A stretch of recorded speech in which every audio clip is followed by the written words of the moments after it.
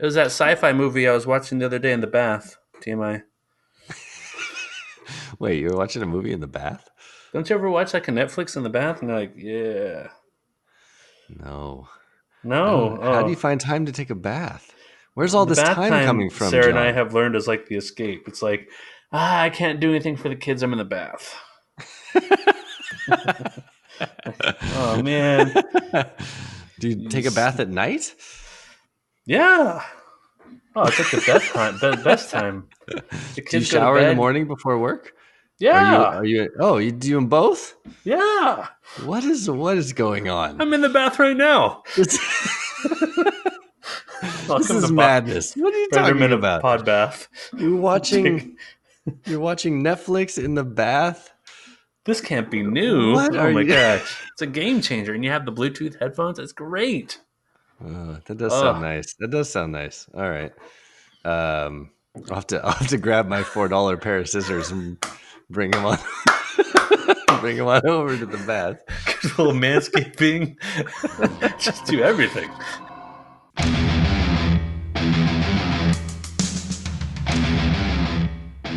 Welcome to Predator Minute, the podcast that breaks down the 1987 action sci-fi classic Predator 1 minute at a time. I'm John Zabriskie. And I'm Jeff Glover. And today we're talking minute 44 of Predator. Minute 44, you absolutely should call the Hank Aaron of minutes. Fastball is a high drive into deep left center field. Buckner goes back to the fence. It is gone.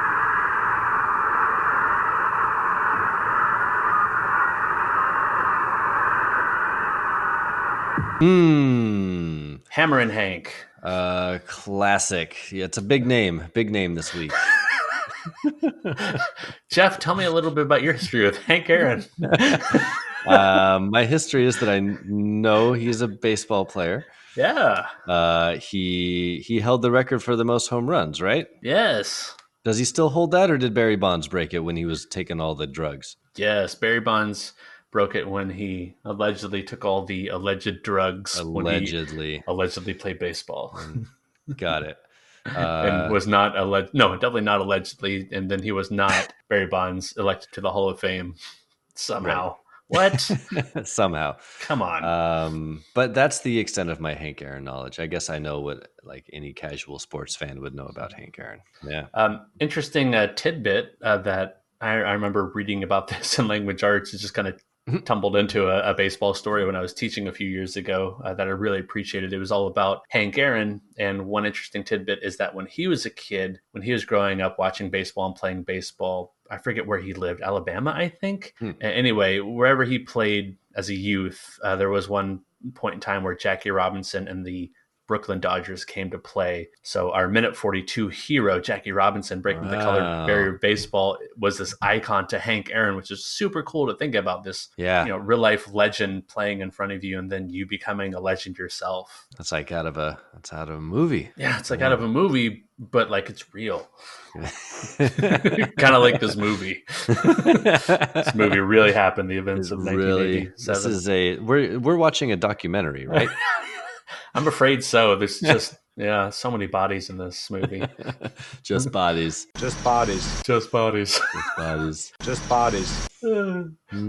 So just a few notable 44s this week. These are all Hall of Famers. You have Reggie Jackson, also baseball. Willie McCovey, also Hall of Famer. I don't know anything about any of these people that you're saying. But you probably remember Reggie Jackson from I remember his Reggie famous Jackson. role from Naked Gun. Yes, I must kill the queen. I must kill the queen. Reggie Jackson. Reggie Jackson stole all the bases, right? He was super fast. No, that's Ricky Henderson. Oh, damn it. Is that true? Oh, shit. I suck. Ricky kind of coined the phrase like blank being blank, Ricky being Ricky, where he would just be so odd, and he would pick up the base after he stole like a milestone base. He'd just yank it out of the ground. See, love we're gonna that. save That's this that's like in the middle great. of the game. Yeah. I need to Anyway. stop trying to pretend like I know anything about baseball players. I think is what we've just learned. Oh, Oh, Barack Obama, another famous 44. There you go. oh, hey, yeah, Yeah, there you 44th go. president of the United States. All right, thanks, Obama. Thanks, Obama. Speaking of Obama, minute 44 of Predator opens with Ponchito looking at some guts on the ground, Ugh. and it ends with Ponchito asking, "¿Qué pasó, mujer? Mujer?" Mujer. He's just love the dry intensity that he has going on here. Yeah. Well, he has reason to be upset, as we will discuss here. The opening shot of this minute, or the continuation of the previous minute, is a nice zoom in on some guts. Yeah, And yeah. it's just front and center on the camera, and we just are forced to linger on it for about 2 or 3 seconds until we cut back to Poncho doing exactly what the rest of us want to do, Exactly. which is almost vom in our mouths. Yeah. Ugh. Yeah. He's just telling you it's okay. I like you're saying like, yeah, I give you permission to just gag right now because that's what I'm doing. Barforama. Yeah, it's pretty gnarly. The lasagna, if you will, of Hawkins. Oh my gosh. I can't wait to like listen to that limerick again. Oh, can't wait. It's gonna be so good. There once was a nice guy on a choppa. He killed bad guys who lived in palapas. Whoa. He made Billy croak with a vagina joke. But what's left of him now resembles lasagna. Thanks. Yeah. Now I'm excited to make more limericks. Yes. Yeah. We'll have celebratory limericks for all of our cast members, I've decided. So Awesome. Stay tuned, folks. Stay tuned. It's official. It's recorded, so you're being held to it. Yeah, right. I have to follow through. All right, so Poncho does what we're all thinking and does a little like almost puke into his mouth and looks away. And then we cut, and we're going to get a series of quick shots here establishing Dutch and the rest of the team discovering what Poncho has already. And so we get Dutch jumping over a log very athletically and yelling orders. Billy, break left. Mac, break right. Billy, break left. Mac, right. Dylan follows Dutch. Dutch crouches and looks at Dylan. Anna. Dylan. And he crouches down and looks at Anna, and she's covered in blood and not speaking and kind of staring off into the distance and just says, "What the?" So what do you have to add here about the beginnings of this sequence, John? Arnold being athletic, like you mentioned, it's good to see on screen a little bit of nimbleness as he leaps a log. And they're probably adding some lines here post-production with the whole Billy break left, Mac right. Yeah. But I like the establishment of this is your leader, and he's still giving out commands, even in like the heat of a chase, that something just totally unpredictable happened. That's a true mark of a leader, just taking on adversity as it comes. Yeah. And so that's a good point. So Dutch crouches down, and we get some nice handheld camera work here as the camera sort of swings around behind. And we get a shot of Anna, and we can see that, oh, yeah, she is freaked out and covered in blood. And then we see Billy making his way to his little post, and cut back to Dutch and back. Cut back to Dutch and Dylan. And Dylan.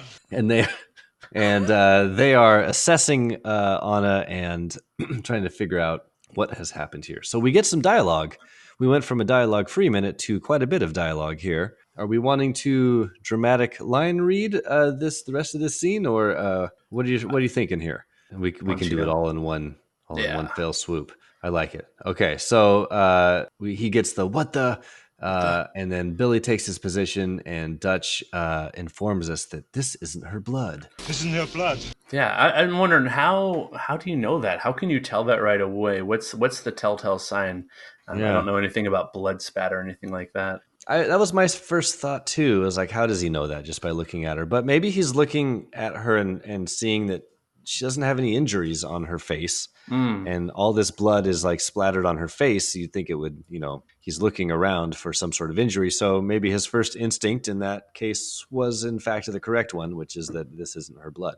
That's all I can really think of. Maybe magic. And I mean, this team probably has lots of experience seeing blood on people. So True. Yeah. knowing right away if this is right, the person bleeding or someone else's blood. Yeah. It's already a good soaked shirt and good soaked hair and face, and El Padillo Carrillo is really selling the shock of the event of having someone cut open right in front of her. Yeah, you're right. Like, she is kind of covered in blood at this point.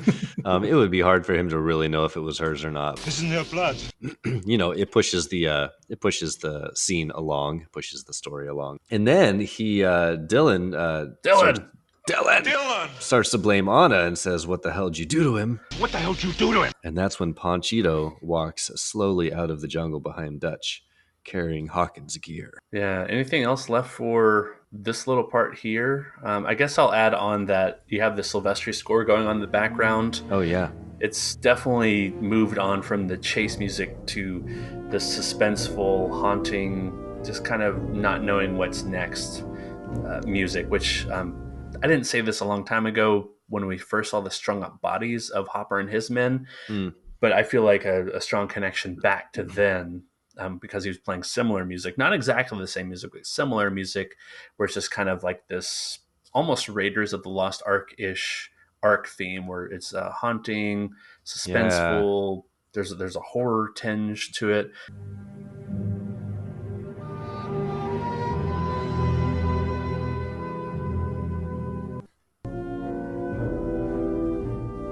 Yeah, you're right. It does remind me of like when Indy is like, not necessarily in an action scene, and he's, I don't know, maybe creeping along a tunnel or quietly discovering something important. Like, it has that same very, very similar kind of low strings, Yeah, something important and dangerous at the same time. Right. It gives you a little bit of a sense of dread, a little sense of suspense, but it's low. It's not overwhelmingly loud.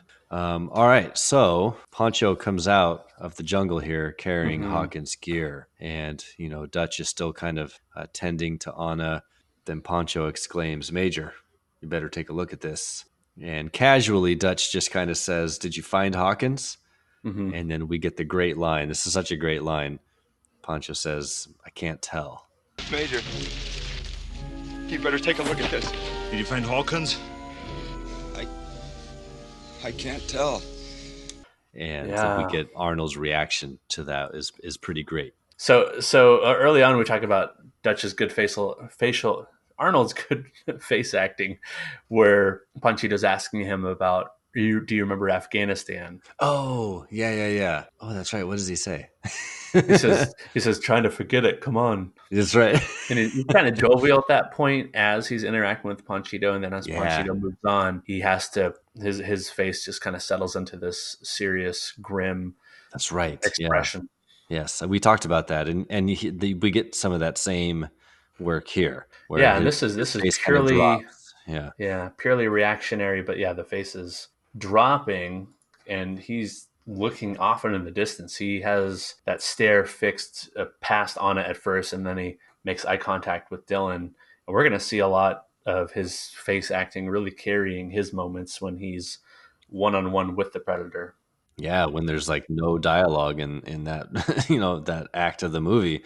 Act. I mean, we really rely on just, Arnold and his silent acting, really. Yes, we're getting a little taste of it here. It's really effective. Also, just the simple trick of John McTiernan to not focus in on Ponchito at all when Ponchito's delivering that "I can't tell" line. Ponchito's totally out of focus, and Arnold's in focus the whole time, giving us the connection of just the reaction, almost like this Spielbergian shot. I think it's called the Spielberg shot, where you have just the reaction of the face of the person that we're connected to. We're not even seeing, we don't know what Ponchito's face looks like at this point. At this point, Ponchito probably has a very somber, shocked in his own way kind of face. Yeah. Do you think is it called Spielbergian? Did he make this famous like in Jaws probably or something? Yeah, in Jaws, in E.T., the Indiana Jones trilogy, where you see the face of the main character first before you see what they're looking at, before you see what we're supposed to react. We're being told this is an appropriate way to react. So, right, if we had a Spielberg shot for this one, it would have been if Ponchito is just looking, we don't see the guts at first, and then we still are just on Ponchito's face and he looks away to throw up, and then we see the guts. That would have been more of a Spielberg shot. But Right. I think there's a hint of Spielberg right here where, yeah, we're just reacting based off Dutch's face. Like, this is not what Dutch wanted to hear or was expecting to hear. Well, not to leave out Carl Weathers, because we get a nice little quick reaction from him too. Also looks worried and distressed. Yeah, so now the team moves back into the jungle to go see what Ponchito has discovered, and they all now get to see the pile of guts and try not to throw up in their mouths. Yeah, like, let's all go see it. Like, did you ever see that SNL sketch from like a long time ago? Tom Hanks was a guest, is probably in the 80s, early 90s, and they're just doing this funny carryover scene, or I don't know what you'd call it. It's like pass it on kind of scene where, someone takes a drink of milk and they say, "Oh, this milk is just so sour." And then someone's like, "Oh, don't let me try it. Let me see it." And they go, "Oh, that is so sour." And they kind of pass it around. They keep doing that thing. They're like, "Oh, this chair is like really uncomfortable." And they're like, "Oh yeah, let me see it." "Oh yeah, that's really, really uncomfortable."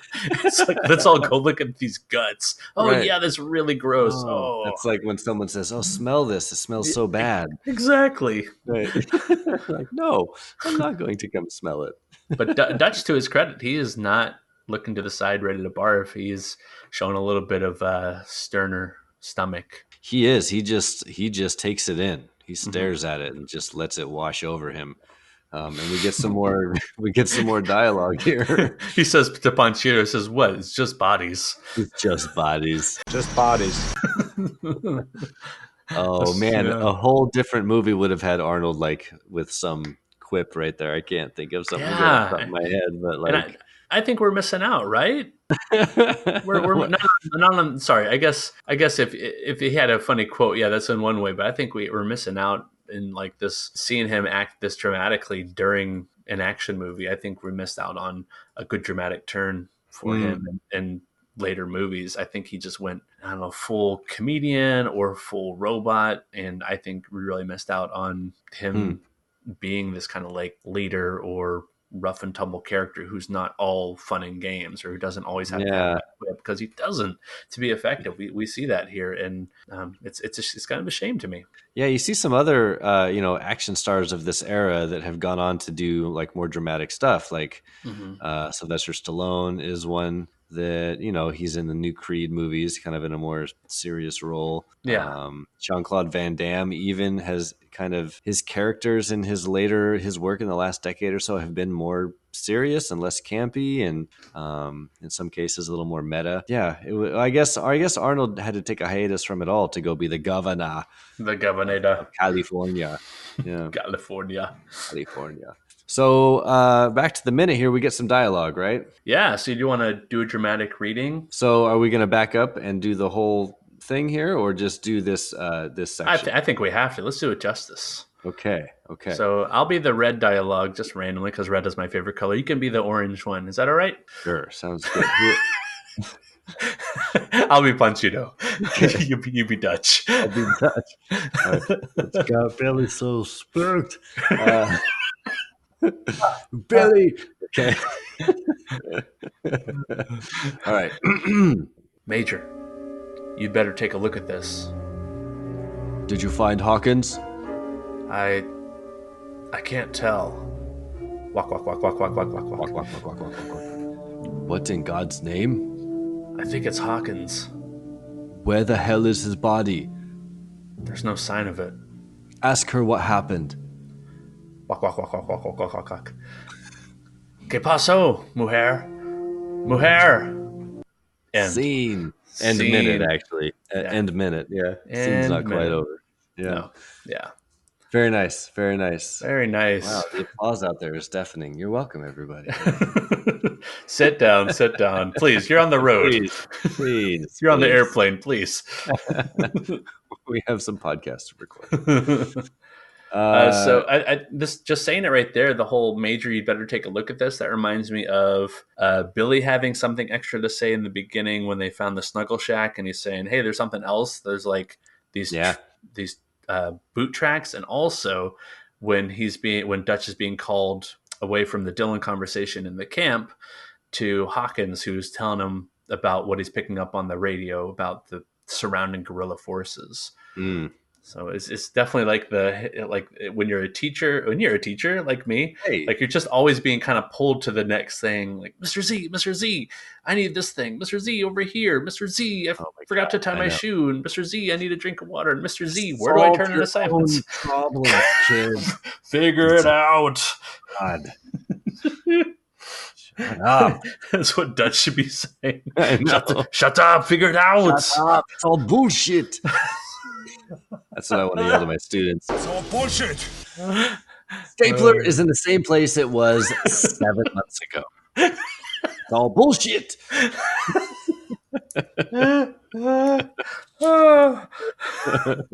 So, anything you want to take away from the Dutch and Ponchito exchange here? We're in the portion of the movie, as we've talked about a lot, where we have the genre shift here, and it's almost like we as the audience have already know that the genre shift is happening.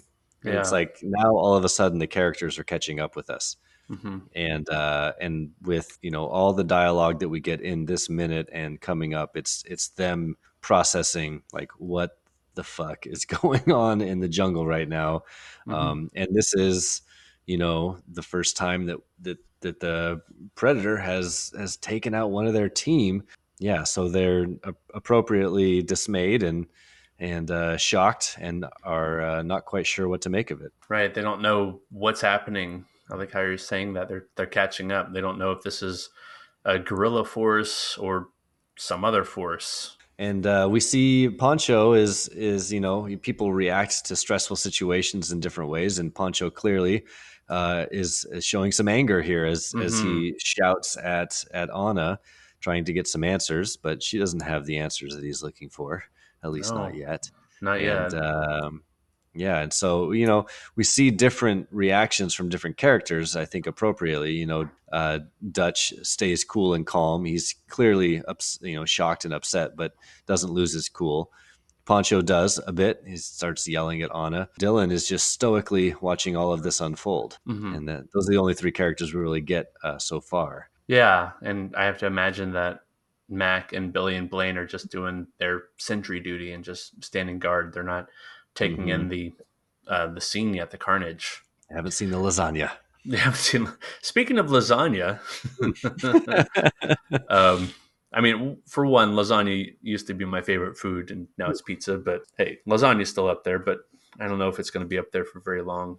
But speaking of lasagna, yeah, the lasagna limerick really took me back. But Hawkins, according to TV tropes, was the sacrificial lamb of this movie, where you kill off the most innocent of your characters first to impress your audience, especially like a horror going audience. Yeah.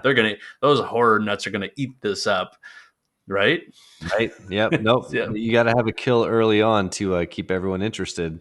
And yeah, it a lot of times it is going to be the most innocent person, the least, maybe it's obvious to a horror watcher, but maybe least obvious to your casual viewer. I think you put this in your notes, and I think it's spot on. Like a lot of times, screenwriters or directors will do this to let it be known to the audience that anybody can die.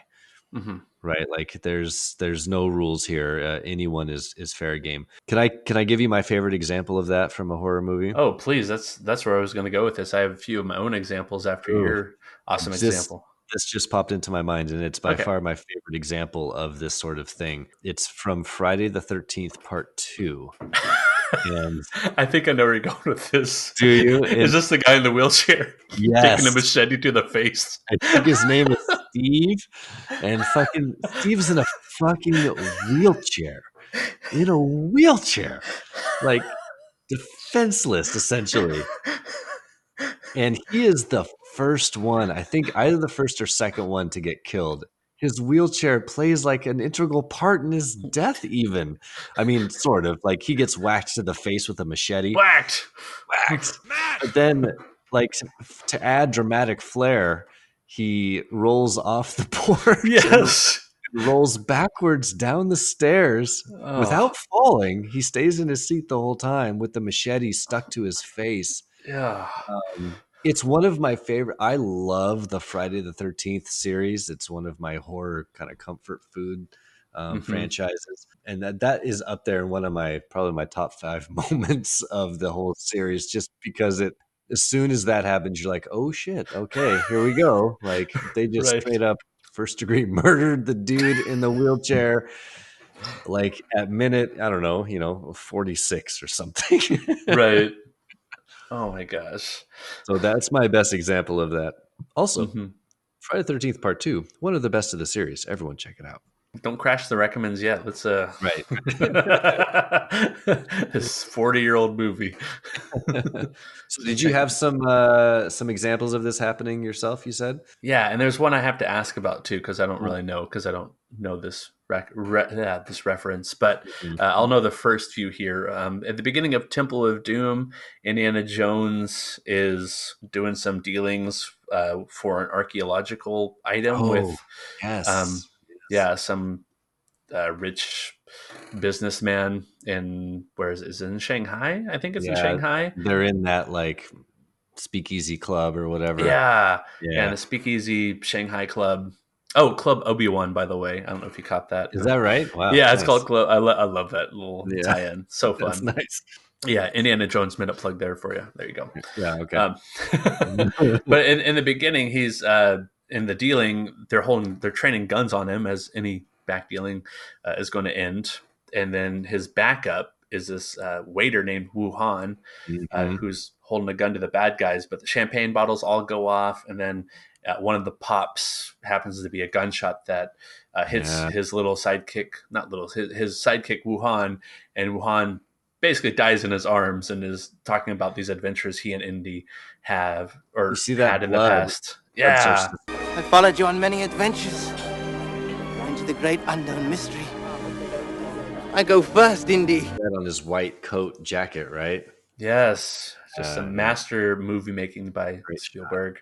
Yeah. And he's alluding to all these adventures they had that you're never going to see or learn about. But here's this, I don't know, youthful, innocent looking character, bless you, dying right in the first couple of minutes of Temple of Doom. Yeah, that's a good example. Nice one.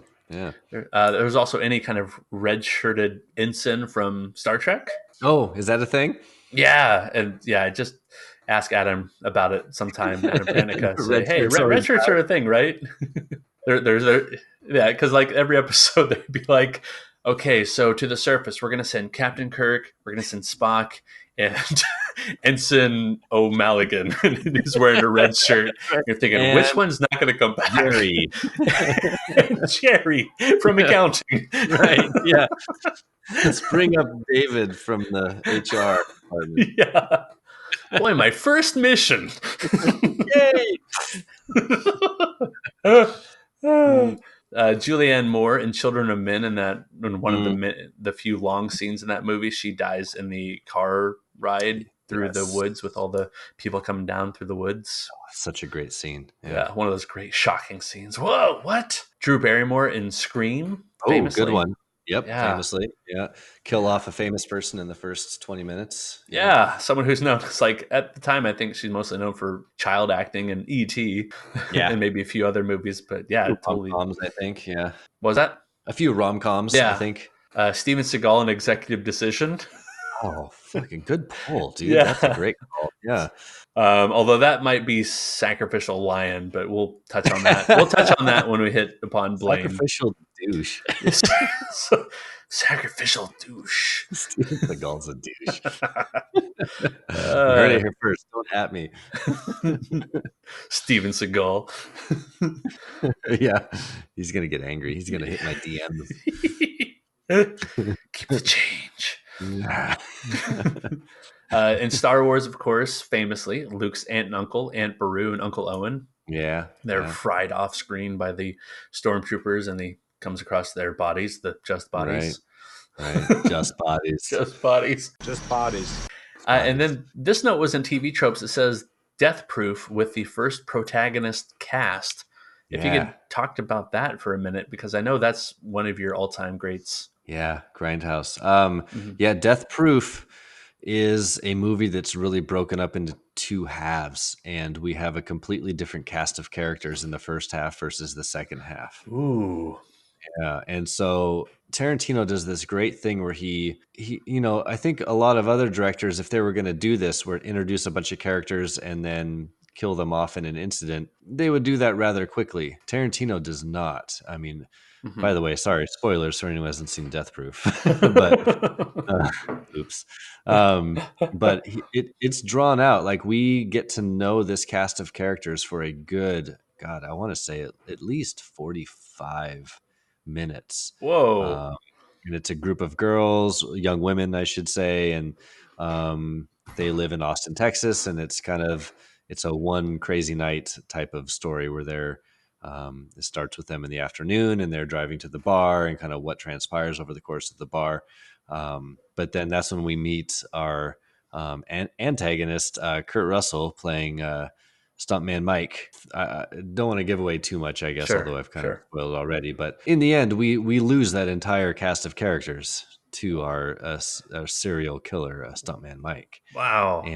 And then the movie picks up again with a brand new cast of characters, also women, and Stuntman Mike comes back into play with this group with a decidedly different outcome. So, yeah, that's a good one I wouldn't have thought of, but it's absolutely right. Like, they build up this story with this group of people, and then boom, right? Like, halfway through the movie when you're not expecting it, they're all gone. Yeah. Okay. Well, thanks for explaining that. There you go. Yeah. Sorry to anyone who hasn't seen Death Proof if I just ruined it for you. I probably should have warned you ahead of time. My bad. Yeah, but it's all right. All right. Hey, a good little aside there. Did you have any others to add? None I could think of, because the one I plugged in, well, actually, I don't think I added any from that were different than TV Tropes. I couldn't really think of any others. Those are all really good. And then my Friday the 13th one is the one I always think of for that thing. So, all right, I think we did it due justice, due diligence.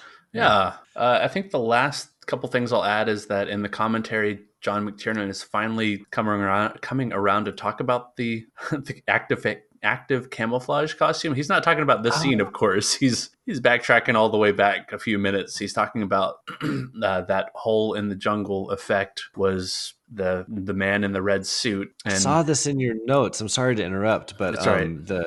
The description you gave of, or kind of how he describes it, it makes a lot more sense, and I find it fascinating. So I think our listeners might enjoy it as well. So go ahead and I'll talk a little bit about that too. But just to finish, but McTiernan really initially wanted a monkey for those kind of high flying acrobatic scenes, and they were going to put the red suit on the monkey. But his explanation is that the red suit was embarrassing the monkey so much that the monkey just wouldn't do anything. He just hide behind trees. I love that idea.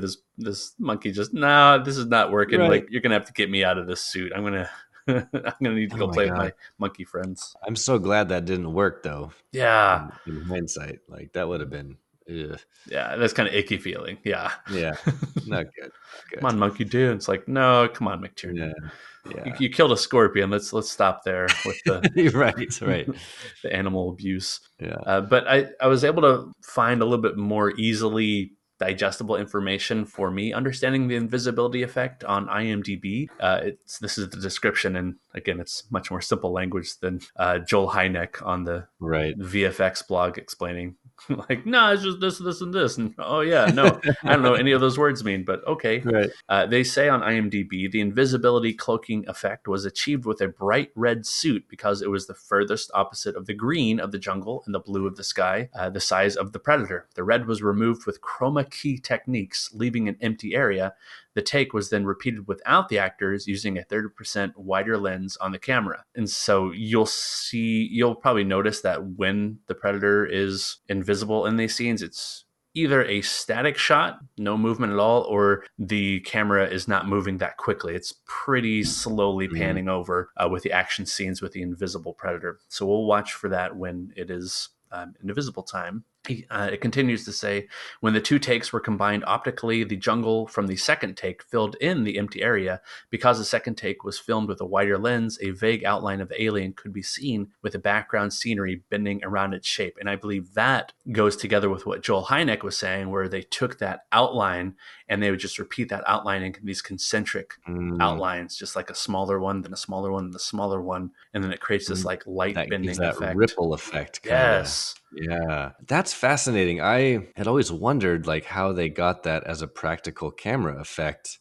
to work, and that's kind of brilliant to just reshoot it. 30% wider lens and overlay the 2, so you get, because I was always wondering like how do they get the effect of still being able to see the jungle in the background, but you also get this outline, and that is really cool how they did that. Yeah. They don't make them like they used to. No, That would no. be CGI'd in these days, obviously. Well, Yeah. I was watching online, and there's some programs out there, video programs out there. You can just do this yourself, where you're cutting around someone and creating that invisible ripple effect. Just it's like a little after effect they're adding to a video. That's how far we've gone with technology. It's pretty ridiculous. You can just go out and make that yourself. Which, hey, if you do that, let us know, and we'll talk about that later on after the recommends, where you can let us know all those juicy tidbits about how you created your own invisibility video.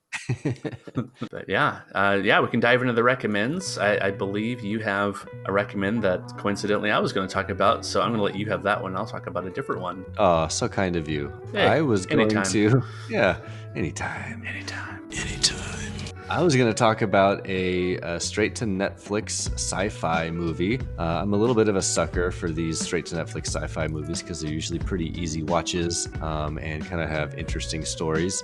And so this is one that dropped recently called I Am Mother, and I thought it was pretty good. It was, just to give a brief synopsis without giving too much away, is about there's a android, kind of an AI robot that lives in a what we learn is a bunker. The robot is basically a mother raising a human child. And we learn very early on in the film that the world in which we are, the version of Earth that we are the setting is in, there are no humans left, and we are to believe that this is the only human in existence, and this AI robot is raising it. And we also quickly learn that there are a bunch of other embryos that presumably will turn into other humans eventually, being raised by this robot. And so that's the premise of the story. And so you can kind of use that as a jumping off point, and we kind of follow it's a young girl as she gets older and turns into a teenager and a young woman. And as she starts to learn more about her surroundings and starts to learn more about this AI robot that's basically her mother, and it kind of goes from there. And there are some twists and turns and some good reveals, some good action, some good sci-fi effects, and just kind of a neat premise, kind of a cool sci-fi setup. I enjoyed it. It was well worth the hour and a half or so of its runtime. Well, way back in the day, I read a book by Terry. I read a book. You read a book. Good for you. Yeah. Spoiler alert, I'm not going to be talking about that book much. But that book was originally written by Terry Pratchett and Neil Gaiman. Neil Gaiman, known for Stardust and other fantasy kind of books, maybe some sci-fi in there. I'm not really sure. I haven't read a lot of Neil Gaiman, but I have read a ton of Terry Pratchett. He's probably my favorite author. He wrote this whole series of fantasy books that took place on a world called Discworld. And what I like alongside of the setting and just the general magics going on in these books is Terry Pratchett's sense of humor. He has this wicked sense of humor, and just the way he phrases things is so spot on and just so clever that you're wondering, wow, he's making it look so easy.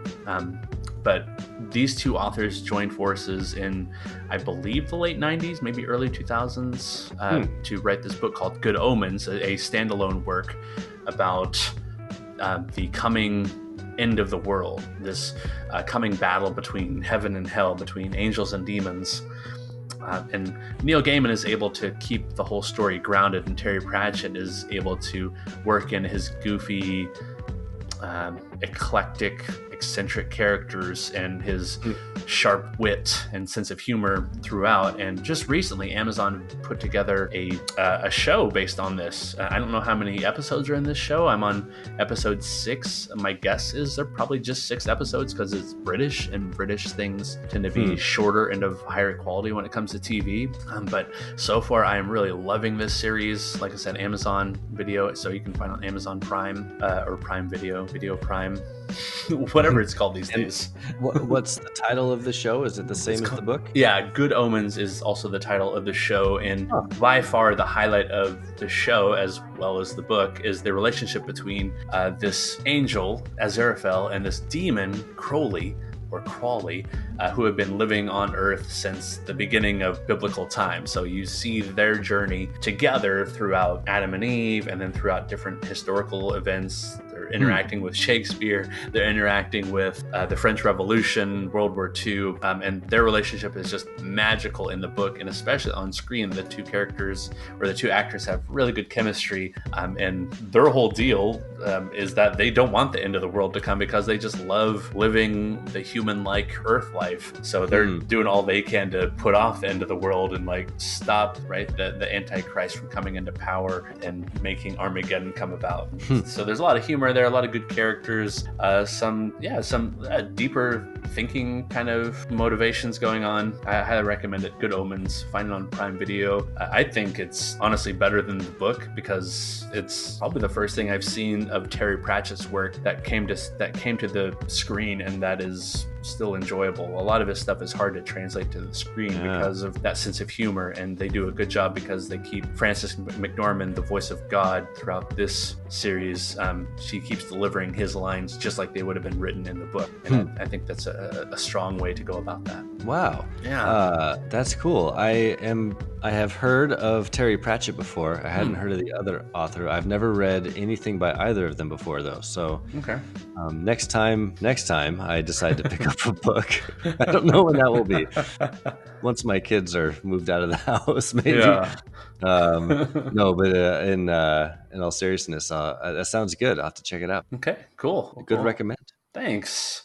So where can people find you, Jeff? My name is Carl, ich bin expert. Oh, I'm on the Twitter, Carl_Hungus314. I'm there, Jeff Glover. Follow me on the Twitters. And you can find us on Facebook at Predator Minute Listeners Palapa. We're on Twitter at Predator Minute, and you can email any aha moments about sacrificial lambs that you've seen in other movies at predatorminute@gmail.com. Predator Minute is part of the larger community of the Movies by Minutes podcast format, where we break down movies 1 minute at a time. You can find that site at moviesbyminutes.com. Currently, there are 131 Movies by Minute podcasts, with the latest ones being Akira Minute and Godzilla King of the Minutes. Oh, yeah, look at that. Oh, on the subject of Twitter, I just saw a tweet from @Predator stating that this movie Predator came out today, the day we're recording, June 12th in 1987. So happy birthday, Predator. You're celebrating your 32nd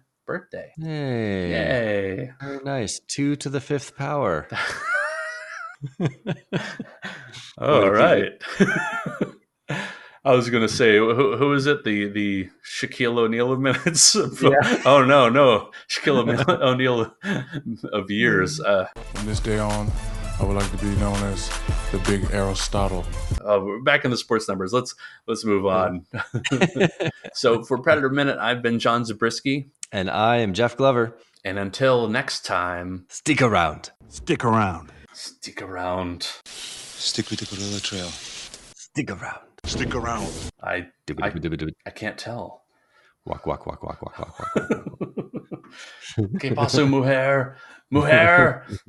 This is all bullshit. You set us up. You set us up. You set us up. It's all bullshit.